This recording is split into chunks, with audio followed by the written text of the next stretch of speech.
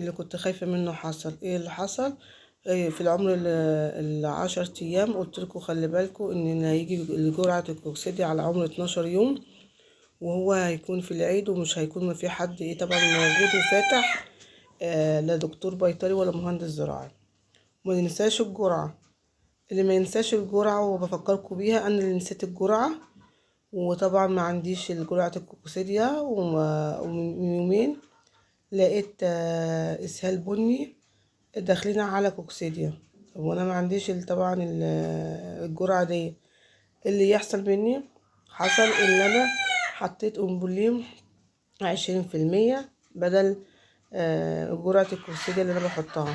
طبعا والامبوليم دوت برضو مسؤول برضو على على الكوكسيديا والكوليستريديا.